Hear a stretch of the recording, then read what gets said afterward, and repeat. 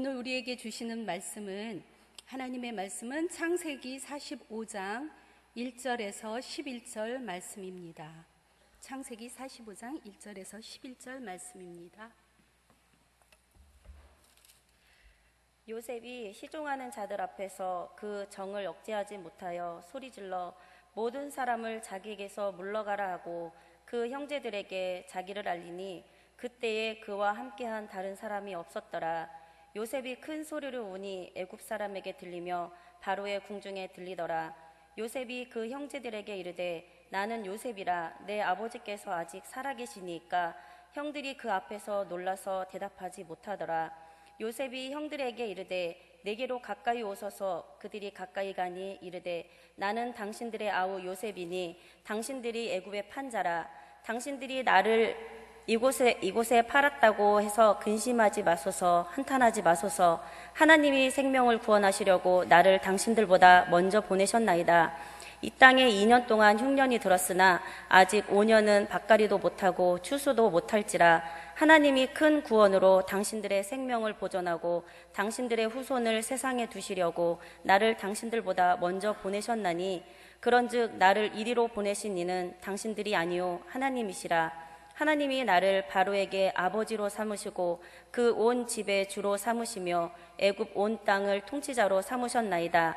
당신들은 속히 아버지께로 올라가서 아뢰되 아버지의 아들 요셉의 말에 하나님이 나를 애굽 전국의 주로 세우셨으니 지체 말고 내게로 내려오사 아버지의 아들들과 아버지의 손자들과 아버지의 양과 소와 모든 소유가 고센 땅에 머물며 나와 가깝게 하소서. 흉년이 아직 5해가 있으니 내가 거기서 아버지를 봉양하리이다. 아버지와 아버지의 가족과 아버지께 속한 모든 사람에게 부족함이 없도록 하겠나이다 하더라고 전하소서. 아멘. 이제 추동 목사님 나오셔서 가정의 화해와 용서라는 제목으로 하나님의 말씀을 전해 주시겠습니다.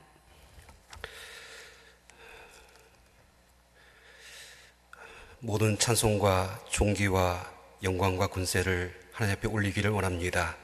하나님, 우리의 예배를 받아주시옵시고 이 시간 말씀 가운데 우리 주님을 만나게 하여 주시옵소서. 특별히 말씀을 전하는 입술을 주장하여 주시고 또 듣는 마음에게 하나님께서 옥토와 같은 마음을 허락하여 주셔서 주님께 주시는 그 말씀을 듣고 열매 맺고 또 믿음으로 순종할 수 있도록 인도하여 주시옵소서. 귀하신 예수 그리스도의 이름으로 기도하옵나이다. 아멘. 가정은 하나님께서 만드신 공동체입니다. 하나님께서 태초에 아담과 하와를 만드시고 둘이 한 몸을 이루게 하심으로 말미암아 가정이 시작되었습니다. 그러나 인간이 범죄함으로 말미암아 이 가정 속에도 하나님께서 그 가정이 무너지고 깨어지는 그러한 일들이 우리 가운데 나타나게 하셨습니다. 그 예를 본다라면 이제 아담과 하와가 처음 선악과를 따먹고 범죄했을 때 아담이 그 죄를 하와에게 전가하죠. 그로 인해서 최초의 부부의 불화가 이 죄로 인하여서 그 가정에 나타나는 모습을 볼 수가 있습니다. 뿐만 아니라 그 아담의 아들인 가인과 아벨, 형제이죠. 그럼에도 불구하고 하나님 앞에 드렸던 그 제사의 문제로 인하여서 두 형제가 서로 시기하고 두 사람이 다 아니죠. 가인이 시기하고 질투하여서 아벨을 죽이기까지 하는 자녀 간의 그 불화의 문제도 그 가정 속에 발생하였습니다. 이처럼 가정은 하나님께서 만드신 아주 소중하고 그리고 사랑과 행복이 넘쳐야 될 그런 공동체임에도 불구하고 죄에 오염되었을 때 때로는 가정이 깨어지고 가족 간의 관계가 불화하고 갈등과 고통, 그로 인해서 아픔과 상처가 우리의 가정을 넘어뜨리고 또 병들게 하기도 합니다. 그래서 특별히 오늘 우리는 한 가정에 대한 말씀을 같이 나누고자 합니다. 바로 야곱의 가족입니다. 성경에 많은 가정이 나옵니다. 그 중에 가장 좀 심각한 가정, 가장 어떤 갈등과 문제가 많았던 가정을 꼽는다라면 저는 바로 이 야곱의 가정이라고 생각합니다. 왜냐하면 사실 이 야곱의 가정은 그 가정의 처음 출발점에 있어서 구조적인 문제를 가지고 있습니다. 여러분들 이해하기 쉽게 하나의 어떤 표를 좀 보여드리겠습니다. 여러분 이제 야곱의 가족 계보도이죠. 아시는 바와 같이 야곱에게는 4명의 아내가 있었습니다. 이제 레아와 라헬이라는 이 두 여인이 있었고요. 그리고 그의 여종이었던 실바와 빌하까지 해서 4명입니다. 그리고 이제 4명의 아내를 통하여서 배달은 12명의 자녀들이 있었습니다. 여기 표에는 안 나와 있지만은 딸도 한 명이 있죠. 디나. 그래서 총 13명의 자녀들이 그 가정을 이루고 있었음을 볼 수가 있습니다. 안타까운 것은 라헬은 마지막 베냐민을 놓을 때에 그때 이제 죽게 되어지는 것이죠. 우리가 이 가족 계보도만 보더라도 이 가정이 얼마나 힘들고 어렵겠느냐라는 것을 우리가 짐작해 볼 수가 있습니다. 먼저 이 가정의 문제는 사실 야곱으로부터 시작되어집니다. 야곱은 한 가정의 가장이면서 또 남편이면서 또 많은 자녀들의 아버지였습니다. 근데 그의 문제는 뭐냐면 편애하는 사람이었다라는 거예요. 과거 이 야곱도 편애라는 것을 경험했던 사람이에요. 아버지 이삭 때문에 형 에서와 서로 갈등이 있었고 그에 따른 편애로 인하여서 또 형과의 어떤 그런 갈등으로 인하여서 삼촌 라반의 집에서 20여 년 동안 그렇게 고생했던 그런 편애에 대한 아픔을 가지고 있던 사람입니다. 그럼에도 불구하고 그는 가족들을 편애했어요. 먼저 아내들을 편애했죠. 그에게 4명의 아내가 있었지만은 그 중에 가장 사랑하는 사람은 라헬이었습니다. 할 수 없이 원치 않은 결혼을 했습니다.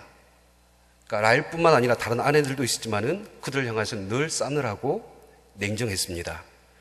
결국 이런 편애는 자식들에게까지 이어지는 것을 볼 수가 있습니다. 라헬이 낳은 자녀였던 요셉과 베냐민은 사랑하고 그 나머지 10명의 자녀들은 언제나 이 야곱의 간신과 사랑밖에 있었던 것입니다. 근데 이제 우리가 조금 더 야곱 입장뿐만 아니라 더 나아가서 야곱의 아내들 입장에서 한번 이 문제를 또 한번 보면 이 가정의 문제가 얼마나 심각한가를 더 자세히 볼 수가 있어요. 여러분, 레아 같은 경우는 어떨 것 같습니까? 첫 번째 부인이지만 평생 동안 남편의 사랑을 받지 못한 여인입니다.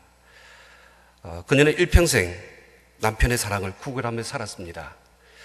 어떻게라도 남편의 그 마음을 얻기 위하여서 자식을 많이 낳아서라도 그 마음을 돌이키려고 했던 여인이 레아였습니다.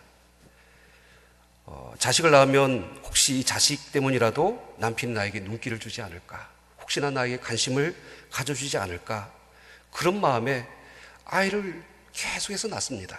그럼에도 불구하고 그 모든 일들이 아무런 소용이 없었죠.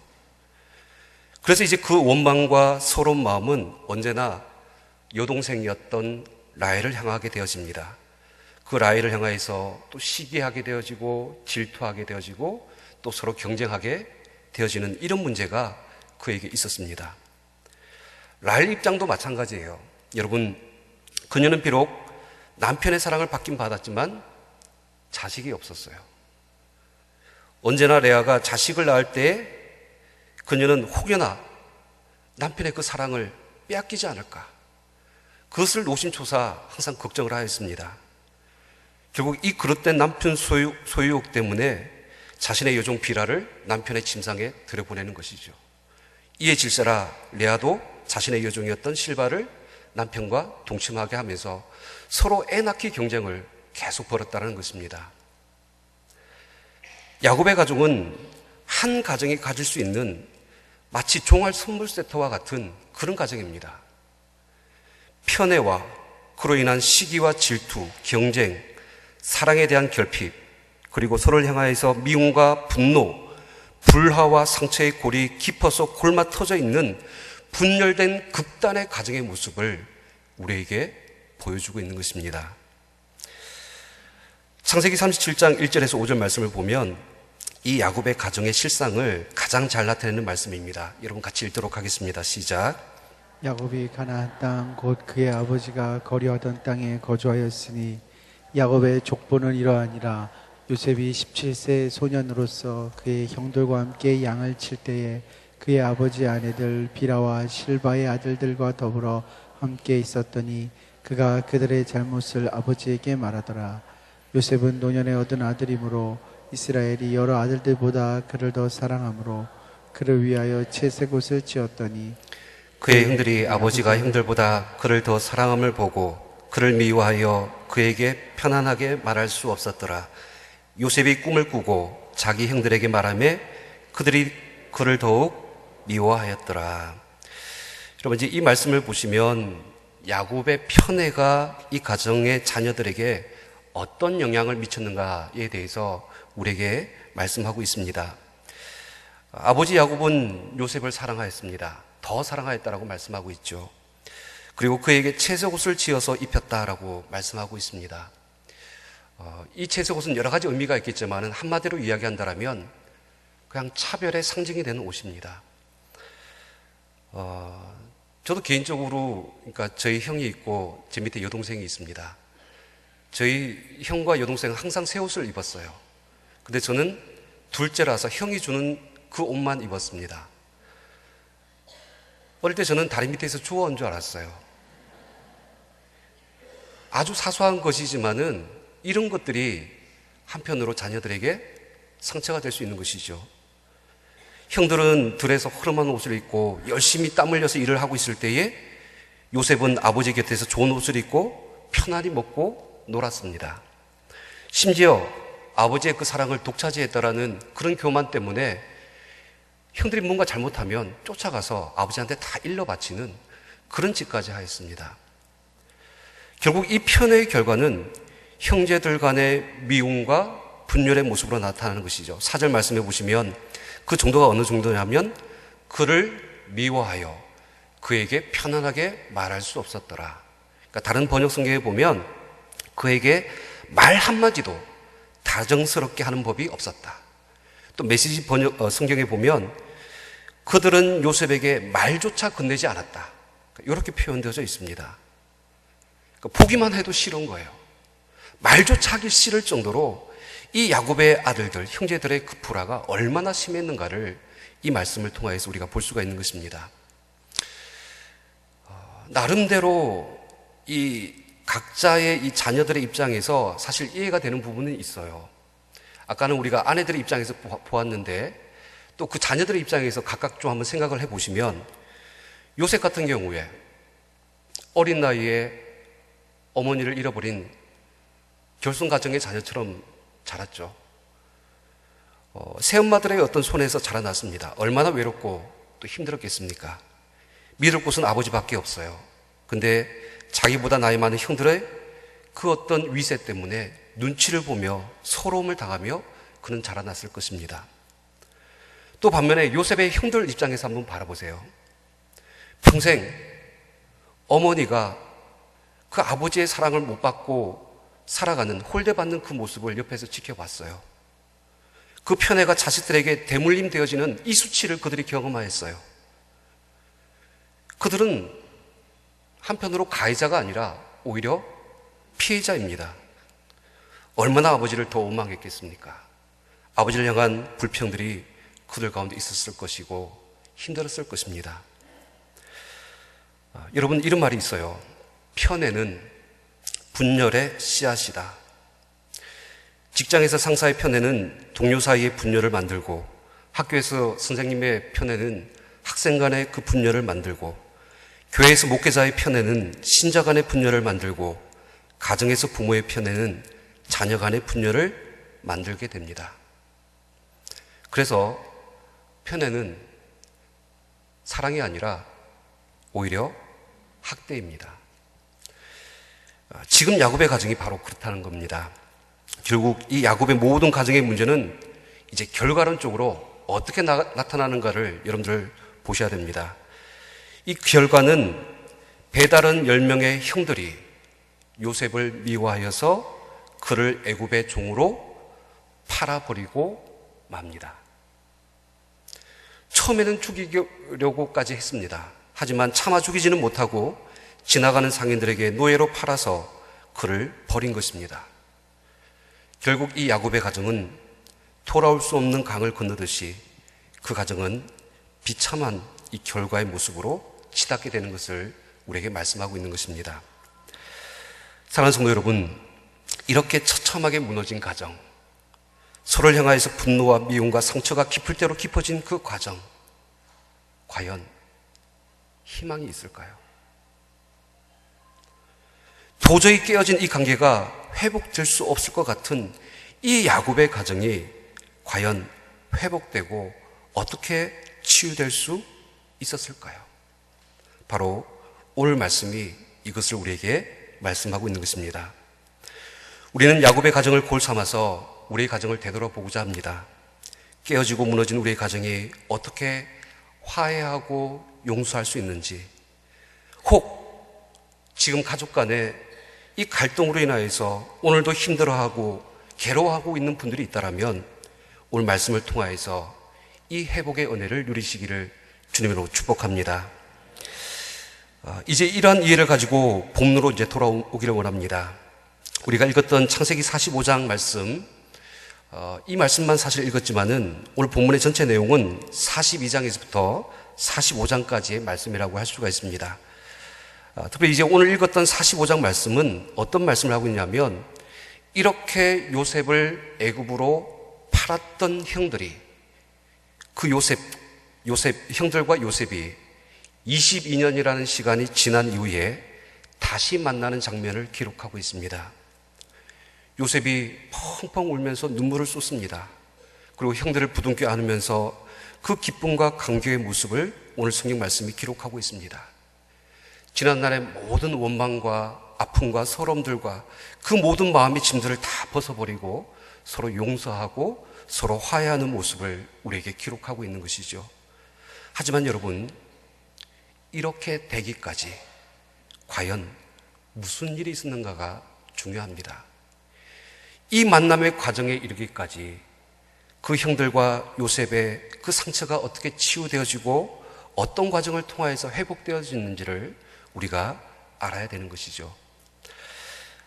창세기 42장에서부터 44장까지 이제 그 내용이 나옵니다. 조금 더 이제 부연해서 여러분들 본문의 배경을 좀 설명을 드릴 필요가 있을 것 같아요. 그러니까 22년이라는 시간이 지난 이후에 완전히 이제 입장이 바뀐 것이죠. 요셉은 애굽의 총리가 되었고, 야곱의 형들은 기근으로 인하여서 그 곡식을 구하려고 애굽에 내려오게 되어집니다. 그렇게 20년이 지난 이후에 서로 재회하게 되어졌지만 요셉은 그 형들 앞에 달려가서 자신의 신분을 밝히지 않습니다. 그러면서 요셉은 그 형들을 테스트하기 시작하는 것이죠. 곡식을 구하라고 애굽 땅에 내려온 형들을 애굽을 엿보르고 온 정탐꾼이라고 모함을 하고 감옥에 가두어 버립니다. 그리고 그의 결백을 증명하려면 고향 땅에 남아있는 요셉의 친동생 베냐민을 데리고 와라, 이렇게 요구를 합니다. 그 많은 우여곡절 끝에 결국 베냐민을 데리고 애굽에 돌아왔습니다. 그래서 이 모든 문제가 잘 풀리는가 싶더니 요셉은 돌아가는 형들 몰래 그 베냐민의 자루에다가 자신의 은장과 돈을 넣어서 그들을 다시 붙잡아 옵니다. 그리고 그들 형들을 질책을 하게 되는 것이지요. 그 내용이 이제 창세기 44장 15절과 17절 말씀에 나오는데 보세요. 요셉이 그들에게 이르되 너희가 어찌하여 이런 일을 행하였느냐? 나 같은 사람이 점을 잘 치는 줄 너희는 알지 못하였느냐? 17절 요셉이 이르되 내가 결코 그리하지 아니하리라. 잔이 그 손에 발견된 자만 내 종이 되고 너희는 평안히 너희 아버지께로 도로 올라갈지니라. 이렇게 이제 요셉은 아주 치밀하게 계획하여서 꼼짝없이 동생 베냐민을 애굽의 종으로 남겨둬야 될 그런 상황을 만듭니다. 여러분, 이 장면을 보면서 과거의 어떤 장면이 혹시 떠오르지 않습니까? 요셉의 형들이 자신을 애굽에 팔았던 그때 과거 22년 전의 그 모습, 동생 요셉을 향한 미움과 시기와 분노로 요셉을 버리고 배신했던 그 상처를 다시 끄집어내서 이제 20년이 지난 이후에 그 형들을 시험하고 있는 거예요. 아마 20년 전쯤이라면, 그 형들이라면 베냐민도 주저없이 그들은 남겨놓고 올 수 있었을 것입니다. 자신들이 살기 위해서 요셉을 버렸듯이 베냐민도 버릴 수가 있었던 것입니다. 그럴 때 지금 이제 요셉은 형들에게 어떤 것을 알고 싶은 걸까요? 오랜 시간이 흘러서 과연 이제 이 형들이 달라졌는지, 지금 그 형들이 베냐민에게 어떻게 하는지, 뭔가 변화된 모습들을 기대하고 소망하면서 이 형들을 지금 시험하고 있다는 것입니다. 근데 이제 이 순간에 20년이 지난 이후에 이 반복되는 형제 간의 불화를 종식시키는 아주 중요한 역할을 하는 한 인물이 등장합니다. 그 사람이 누굴까요? 바로 야곱의 넷째 아들 유다입니다. 오늘 성경에 보시면 이 상황에서 유다가 이런 요셉을 향하여서 뭐라고 말씀을 하고 있는지 한번 보시길 바랍니다. 창세기 44장 16절 말씀 우리 같이 읽습니다. 시작. 유다가 말하되 우리가 내 주께 무슨 말을 하오리까? 무슨 설명을 하오리까? 우리가 어떻게 우리의 정직함을 나타내리까? 하나님이 종들의 죄악을 찾아내셨으니 우리와 이 잔이 발견된 자가 다 주의 노예가 되겠나이다. 유다 입장에서는 훔치지도 않은 물건을 훔쳤다고 하니까 억울하고 속상할 수 있겠지요. 하지만 그는 더 이상 변명하지 않습니다. 그러면서 더 이상 우리의 정직함을 나타낼 수 없으니 이 요셉의 요구 앞에 항복할 수밖에 없는 것입니다. 그러면서 그가 아주 중요한 말을 하는데 바로 후반부의 말씀, 우리가 이 잔이 발견된 자와 다 내 주의 노예가 되겠나이다. 자, 여기서 주어가 중요합니다. 누가? 우리가. 자루에서 물건이 나온 동생 베냐민만 혼자 내버려 두지 않고 우리 모든 형제가 이 책임을 지겠다. 우리들도 다 함께 당신의 종이 되겠다라고 이렇게 고백을 합니다. 여기서 우리는 달라진 요셉의 형들의 모습을 발견할 수가 있습니다. 과거에 한 가족이었던 요셉에게 행하였던 그 실수를 이제는 반복하지 아니하고 우리 모두의 공동의 책임으로 자신들을 희생하겠다라는 이 모습을 보여주고 있는 것이죠. 바로 이 유다의 말이, 이 유다의 고백이 요셉의 마음을 녹입니다. 요셉이 형들을 용서하기가 얼마나 힘들었겠어요. 형들에 대한 원망하는 마음이 아직까지 그의 중심이 있었을 겁니다. 그 20여 년 동안 얼마나 수많은 고생을 했겠습니까? 형들을 만나면 복수하고 싶은 마음, 이제 애굽의 총리가 되었으니까 그 힘과 권력을 이용하여서 과거에 나에게 상처를 줬던 그 형들에 대한 그 복수심, 그에게 있었을 것입니다. 하지만 이런 모든 부질없는 그의 마음이 이제는 달라진 그 형들의 모습을 보면서 그 마음이 위로를 받고 또 용서할 수 있는 마음이 그 속에 생기게 되는 것입니다. 보세요. 이제 유다는 계속해서 요셉에게 매어 달립니다. 여러분 18절 말씀, 창세기 44장 18절 말씀이에요. 유다가 그에게 가까이 가서 이르되, 가까이 갔다는 표현이 나오죠. 유다가 아주 간절하게 나아가는 겁니다.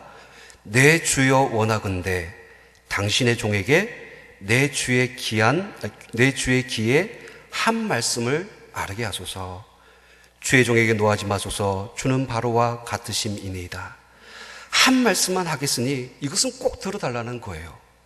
그러면서 이제 19절부터 해서 31절까지 아주 절절히 그 모든 이야기들을 다 쏟아놓는데 그 내용의 핵심이 뭐냐면 당신이 막내 동생 그 베냐민을 데리고 오라고 해서 데려오기는 했는데 이 아이는 자신의 그 아버지 야곱이 노년에 얻은 가장 사랑하는 아들이기 때문에 이 아이만은 돌려보내달라는 거예요. 그 아버지가 사랑하는 그 막내 아들, 막내 동생의 형이 있었는데 그는 이미 죽었고 이제 그 아들 하나밖에 없는데 아버지를 설득하여서 그 아들을 데리고 당신께 지금 왔는데 이 베냐민마저 잃어버리면 우리가 어떻게 아버지한테 돌아갈 수 있겠습니까? 아버지는 이 소식을 들으면 죽을 것이다. 이렇게 호소를 하고 있는 것이죠. 여러분, 지금 유다가 누구를 생각하고 있습니까? 바로 고향에 홀로 남겨두고 온 늙은 그 아버지를 생각하고 있는 겁니다. 유다에게도 이 야곱, 그의 아버지는 자신들을 편애하고 실망시켰던 아버지예요. 아직도 그의 마음에는 아버지에 대한 원망과 상처가 여전히 남아있어요. 그럼에도 불구하고 그 아버지가 두 번이나 사랑하는 아들을 잃어버리는 그 아픔을 주지 않기 위하여서, 아버지 가슴에 두 번 다시 못 박지 않기 위하여서 이제 자신을 희생하겠다는 것입니다. 이것이 사랑입니다. 자신들이 살기 위하여서 무슨 짓이라도 하겠다, 이런 것이 아니라 이제는 늙고 힘이 없는 아버지를 위하여서, 또 남겨져 있는 그 베냐민을 위하여서 자신들이 희생하겠다는 것입니다. 오늘 유다가 마지막으로 했던 말씀이 있어요. 여러분, 창세기 44장 32절에서 33절 말씀 우리 같이 읽습니다. 시작.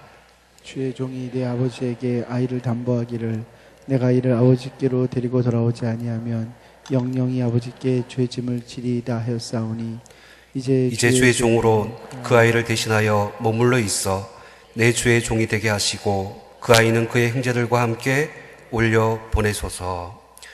여러분, 유다가 뭐라고 말하죠? 내가 그 아이를 대신하겠다는 겁니다.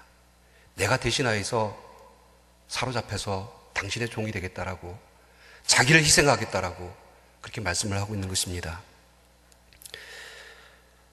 아버지에게 두 번 다시 그 아픔을 주지 않기 위하여서, 또 20년 전에 행했던 그 실수를 또 반복하지 않기 위하여서 나를 버리고 대신하여서 희생하는 이 결단을 유다가 지금 고백하고 있는 것입니다. 사랑하는 성도 여러분, 무너지고 깨어진 가족 간의 이 관계의 문제를 어떻게 풀 수 있을까요? 바로 자기 희생입니다. 유다가 자기를 희생하였듯이 저들을 살려주시고 나를 죽여달라는 이 유다의 마음이 요셉과 그의 형제들의 용서와 화해를 만들어냈습니다. 여러분, 우리의 희생을 통하여서 우리가 속해 있는 공동체를 살릴 수가 있어요. 성경에 보면 자신을 희생하여서 공동체를 살렸던 많은 사람들의 고백들이 나와요.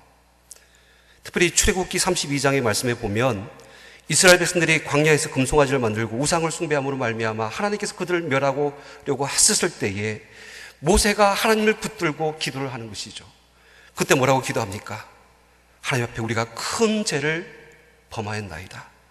이제 그들의 죄를 사하시옵소서.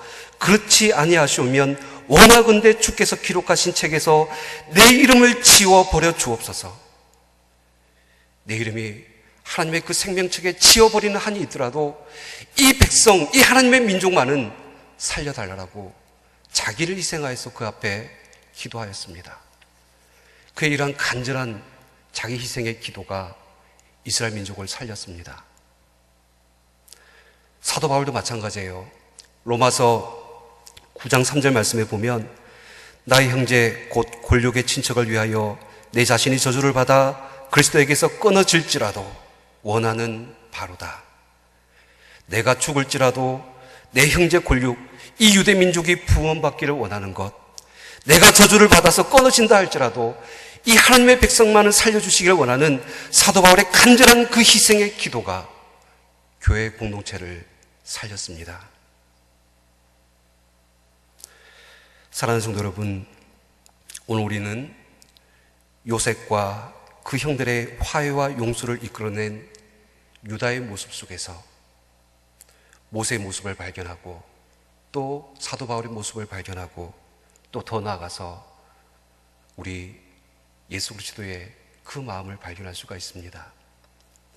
자기를 쳐서 복종시키고 죽기까지 자신을 내어주신 예수 그리스도의 그 희생, 그 십자가의 은혜, 우리를 살리신 우리 주님의 그 마음이 오늘 우리 가운데 있을 때에 우리의 가정이, 우리의 공동체가 다시 회복되어지고 살아날 줄 믿습니다.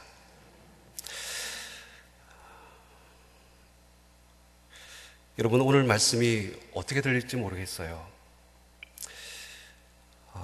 지금까지 우리는 사실은 희생하지 않고 용서와 화해를 하려고 했고 또 대가를 치르지 않는 그런 어떤 사랑들을 하면서 살아왔습니다.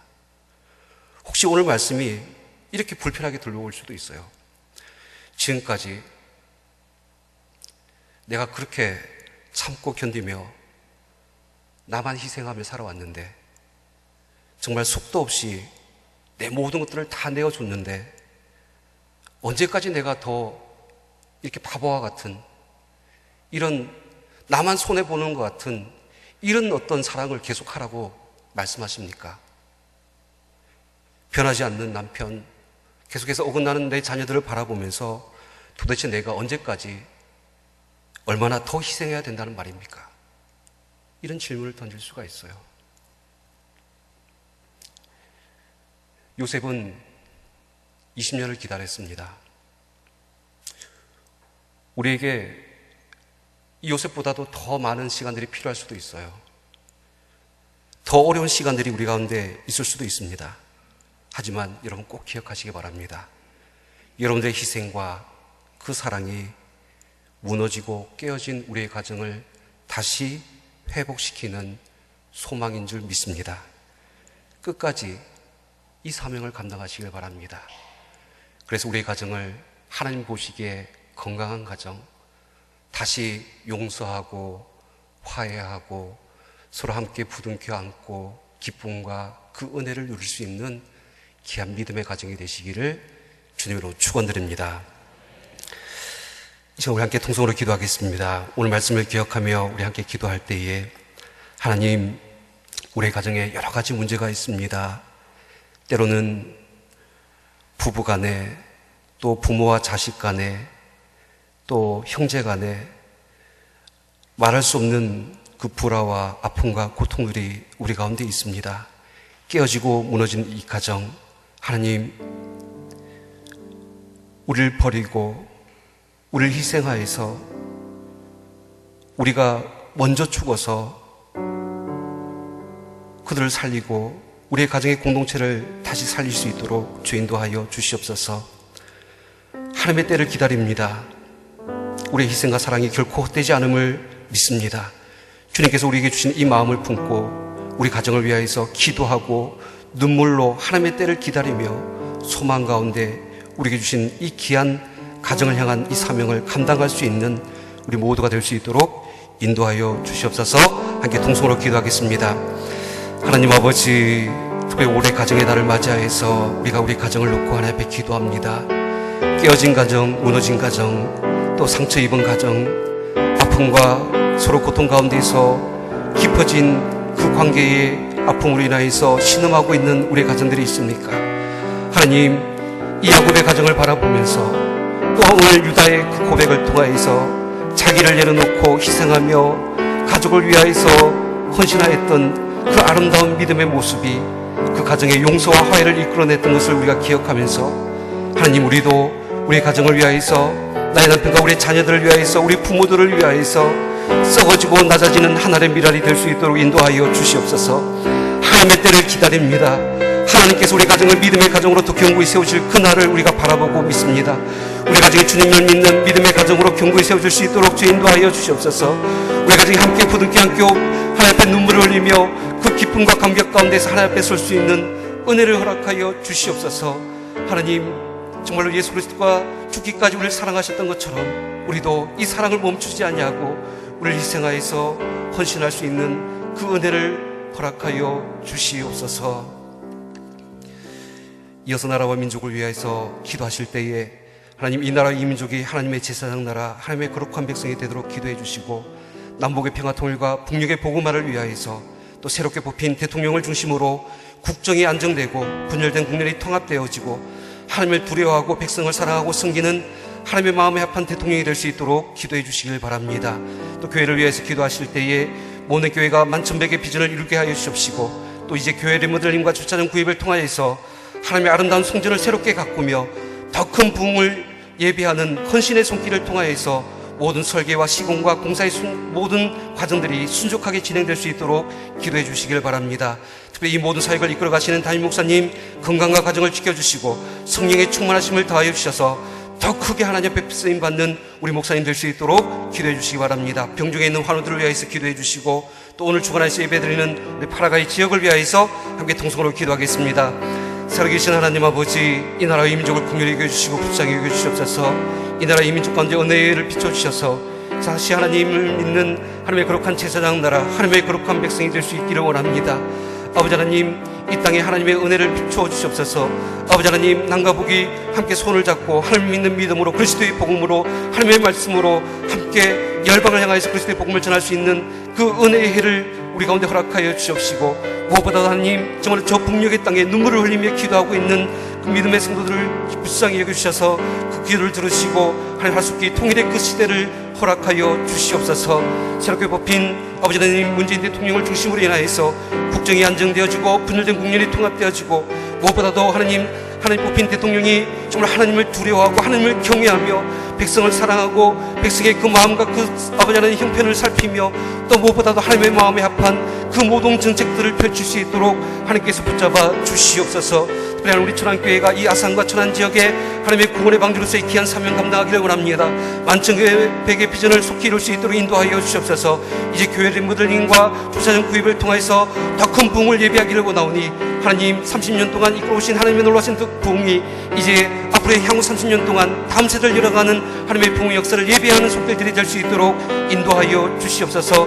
하나님, 이 모든 사역을 이끌어가시는 담임 목사님 하나님께서 붙들어 주셔서 갑절의 영감을 보여주시옵시고, 날마다 건강을 허락하여 주시옵시고, 성령의 기름 부으심을 허락하여 주셔서 하나님 앞에 귀하게 쓰임받는 우리 담임 목사님 될 수 있도록 본능의 손으로 붙잡아 주시옵소서. 병중에 있는 환우들이 있습니까? 주님 찾아가 주셔서 만져주시고 치유하여 주시옵시고, 아픈 가운데 고통 가운데 신음하고 있는 영혼들 하나님께서 치유하여 주셔서 하나님께서 그 모든 아버지의 형편 가운데 때를 따라 돕는 하나님의 은혜의 역사로 함께하여 주시옵소서. 오늘 파라과이 지역 주간하의 산업회 예배를 드립니다. 하나님, 우리 파라과이 지역이 또 날마다 모이기를 쓰기를 원합니다.